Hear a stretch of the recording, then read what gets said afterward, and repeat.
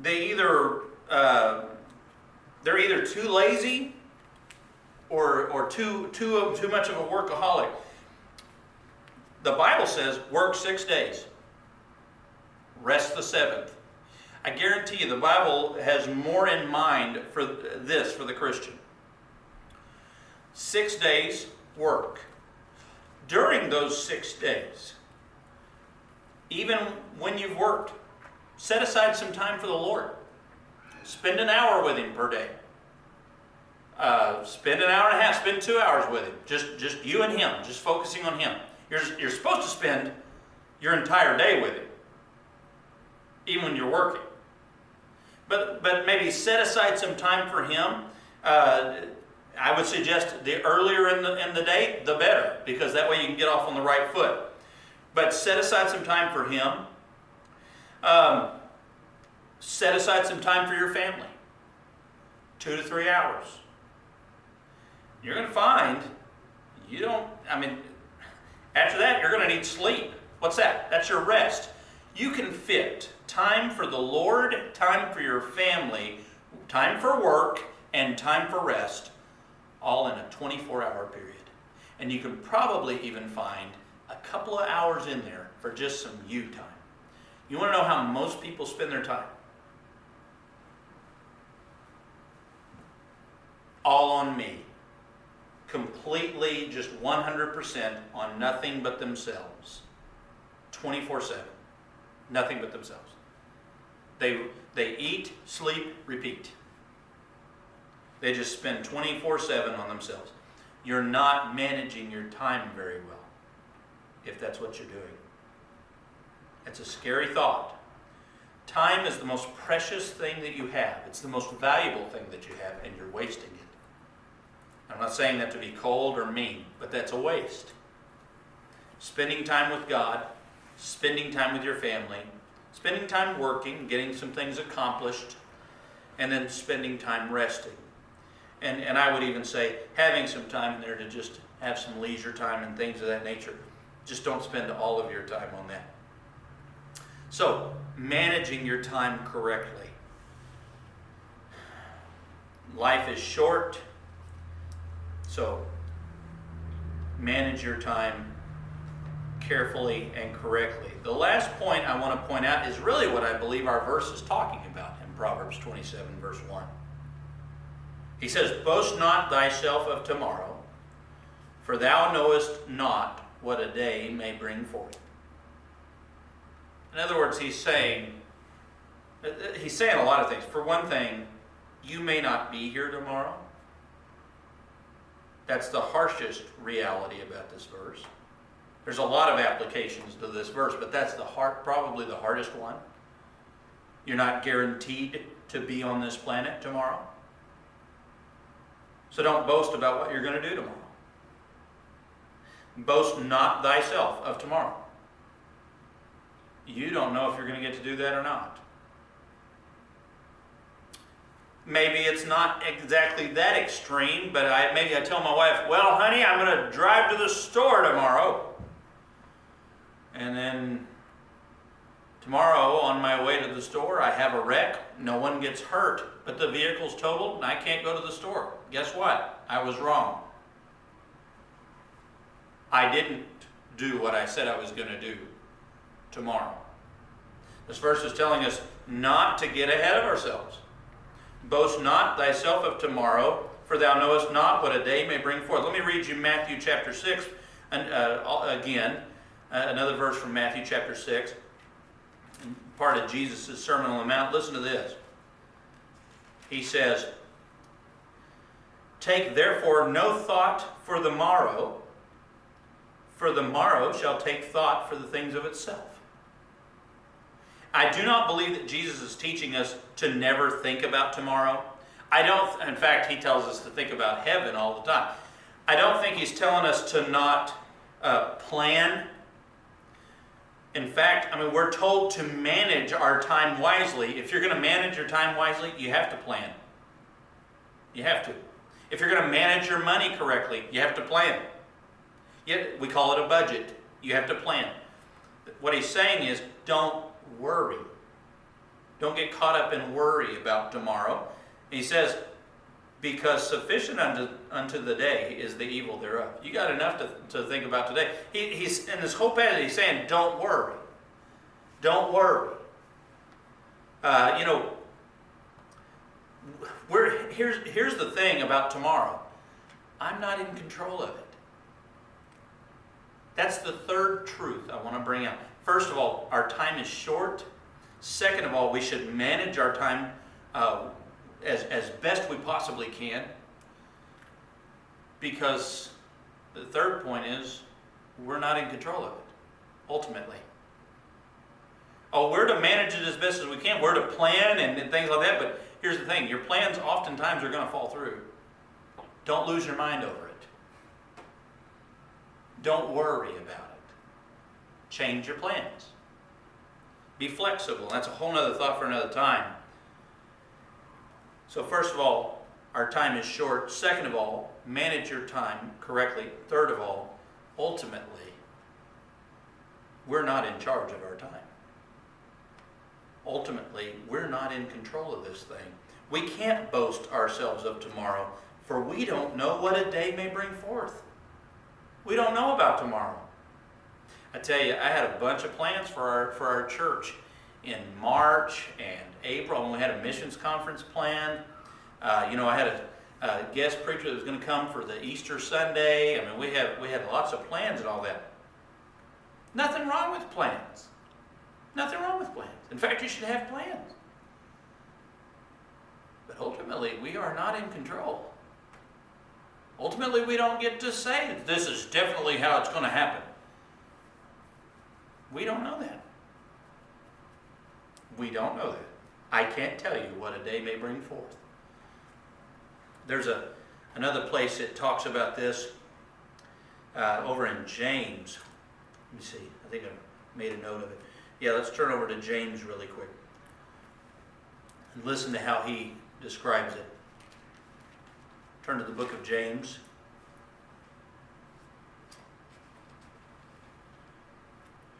And listen to chapter 4, James chapter 4 and verse 13.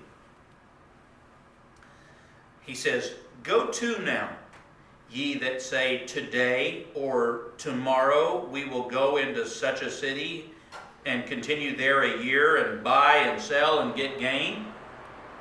Whereas ye know not what shall be on the morrow." See, what are these people doing? They're going, here's what we're definitely going to do. We are going to go tomorrow or today, and we're going to go into this city, and we're going to continue there a year. Here's what we're going to do for the whole year. And we're going to buy and sell, and we're going to make this amount of money. And James says, you don't know what's going to be on the morrow. You're not in control of that.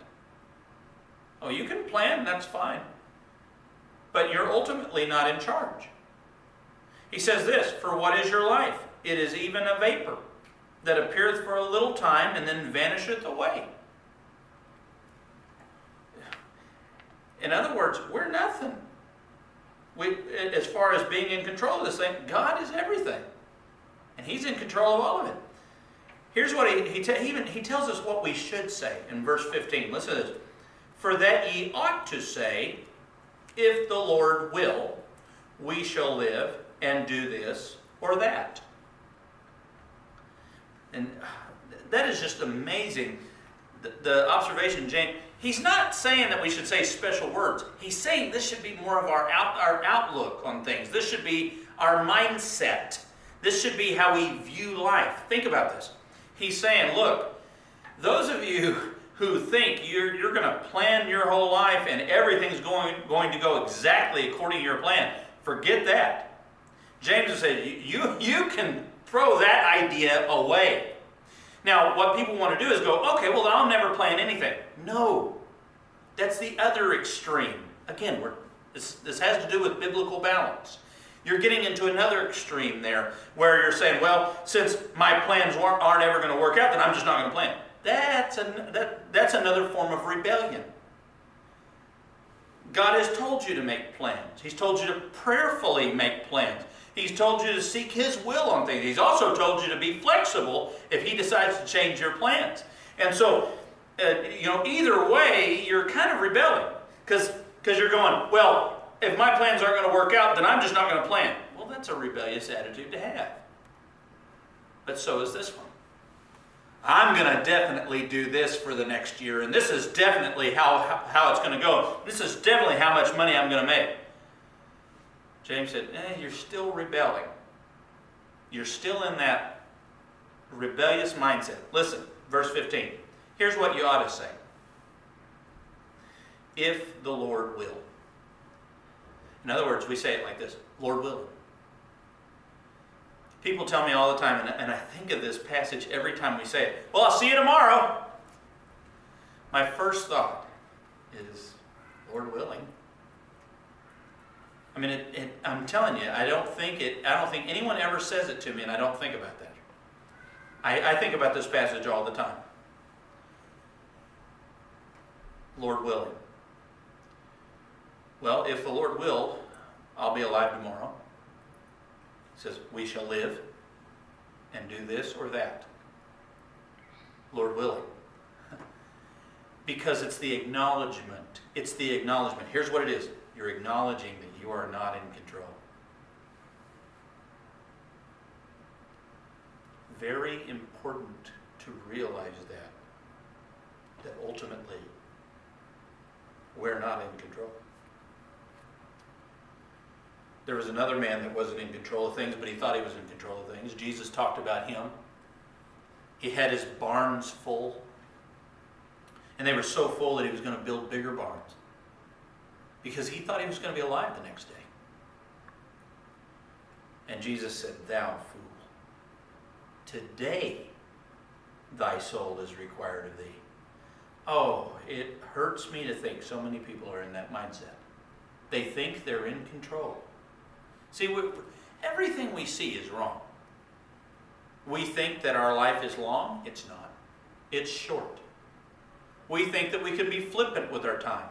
It's not until we get a little older, teenagers are pretty flippant with their time. It's not until we get into our maybe mid-20s, and it's different for everybody. Some teenagers are a little wiser than others, but then you get, especially when you start getting in your 30s and 40s, you start finding people are quite a bit more strict with their time. They start managing their time a lot better. They've learned how precious it is and what a special thing it is. Our mindset has to change on that. Here's the other thing that we are so off on. We think we're in control of our time. And we are not in control of our time. Proverbs 27:1 is teaching us that we are not in control of our time. Boast not thyself of tomorrow, for thou knowest not what a day may bring forth. This verse is not meant to depress us. Get this last point. This is the main truth I'm trying to get to. This verse is not meant to depress us. It is meant to be real with us. God is not trying to depress us with this truth. He's being very real with us. It'll be a short time and he'll be coming back. It'll be very short. He's being real with us on this truth. Here's why. So that we can make the most of what time we have. So that we can spend it wisely and not foolishly. Not on things that don't matter. Not on dumb things. But on wonderful things. Like on the Lord. Like on your family. Like doing a job and doing it well and providing for your family. And then getting rest. Meaningful rest. Oh, it's so nice to have a full night's rest. My wife doesn't know what that's like. We have is she 6 months now? Mm-hmm. You should say it out loud. She is 6 months now, and this little girl, will mess up your rest. We'll just put it like that. I'll tell you what, my wife was up with her all night last night. I got up this morning and I took Brinley into the living room with me, and I tried to let Johnny sleep a little while longer, as long as she could. I sent the other kids outside It's a good thing because there's snakes out today. I killed 2 snakes today. And there was another dead one there. So it's a good thing I'm a good parent and I just sent my children outside so that they could play with snakes. But I sent them outside so that Johnny could get some sleep. Man, when she woke up, you could just tell. She was through. She doesn't get sleep like that very often. You got 8 hours? Years. Oh, you haven't got that in 8 years? But man, I'm just saying, spend your time wisely. Because ultimately, you are not in control. I guarantee you, if you took a look at my wife when she was 16, she thought she was in control of life. And 8 children, or 8 years, 8 children. We don't have 8 children. We have 6 children. See, I'm not in control of my mind either. But, you know, I'm telling you, 6 children will show you how much you are not in control of things. You have very little control. You have little control if trees fall. You have little control on if they contract a life-altering problem like diabetes. You have little control on how smart they are. Oh, you can try to help that, but really you're not in charge of what they're gifted with. You're not in charge of if your children are gifted physically. What's the word I'm looking for? I wanted to say academically, but that is not the word I'm looking for. But you're not in charge of if they're gifted academically, and you're not in charge of if they're gifted in sports and things of that nature. There is so much we're not in control of, and we are not in control of time. Proverbs 27:1 is telling us that, and it's telling us that so that we can make the most of our time. I want to give you these tips in closing for this particular time that we're living in right now. First of all, stay humble. This coronavirus humbles us a little bit because it shows us how frail we are. It shows us how really fragile our lives really are. Stay humble. He says, boast not thyself of tomorrow. Don't get so proud, I will wake up tomorrow. Don't have that mindset. You're not in control of that. Humble, you see, the thing about realizing we're not in control of our time, it's humbling. And that's good. That's really good. We need that. It humbles us to remind us that we are not in control of our time. Stay humble. That's the first thing. Second thing, I want to encourage you, especially if you're quarantining, you're spending, or maybe not quarantined, but spending a lot more time at home and things like that, be content. Stay content. Don't get restless. Don't get to, I've just got to go somewhere. I've just got to do this. Be content. Oh, listen to this from Paul in 1 Timothy chapter 6. Listen to this, what he had to say. And I know he was talking about money here, but it has an application with our time. Listen to this in 1 Timothy chapter 6 and verse 6. But godliness with contentment is great gain. Godliness with contentment is great gain. If you'll be godly and content during this time, you'll be ahead of the curve. There's a reason all these people can't quarantine and they can't stay at home. They've got to go to the beach. And they are not content. They have no contentment in their life. He says in verse 8, having food and raiment, let us be therewith content. Are you well fed? Do you have clothes to wear? Do you have a roof over your head? Then be content. Paul says, let us therewith, with that, be content. Paul also said this over in Philippians chapter 4 about himself. Listen to what he said about himself. He says in verse 11, not that I speak in respect of want. See, wanting things makes you discontent. He says, not that I speak in respect of want, for I have learned in whatsoever state I am, therewith to be content.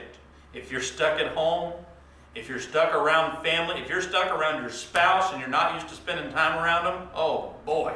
If you're stuck with your children or grandkids or whoever, and you're not used to spending that much close time to them, you need to learn that whatever state you're in, to therewith be content. He says in verse 12, I know both how to be abased and I know how to abound. Everywhere and in all things I am instructed both to be full and to be hungry, both to abound and suffer need. And then he says this in verse 13, I can do all things through Christ, which strengtheneth me. And I want to tell you this. You can do all things through Christ, which strengtheneth you. You can realize that your time is short. You can face that fact with the help of the Lord. You can manage your time properly and correctly with the help of the Lord. You can do that through Christ, which strengthens you. And you can realize that you're not in control. And you can be content with these truths. Let's close in prayer. Heavenly Father, I just want to thank you so much for the privilege of bringing this message. I hope it was very clear. Lord, this is an amazing verse from Proverbs 27 and verse 1. We are not to boast ourselves of tomorrow. That we don't know what tomorrow is bringing. We don't know what a day may bring forth. Lord, help us not to get caught up in these illusions that life is so long and that we can waste it and it's no big deal. Those are illusions. Lord, those are demonic illusions. But Lord, there's also the illusion that we are in control of our time. Lord, I pray that we wouldn't be susceptible to these lies of the devil. I pray that we would be aware of your truths. Lord, if there's someone here listening to this that's not saved, I pray, dear Lord, that you would deal with their heart and show them that life is short. They need to get right with you before it's too late. Your word says today is the day of salvation. They need to look at it like that. It's not about tomorrow. You can't boast about tomorrow. You can't tell me you're going to get saved tomorrow. You're not in control of that. Help them not to put it off. Lord, if there's a child of God, if there's a Christian who's not serving you, they're one foot's in, one foot's out, they're not being real with you, Lord, help them to realize they're not in control of their time. Help them to spend it wisely. It is very short. Lord, I thank you for being real with us, showing us this truth, so that we can make the most of our time. In Jesus' name.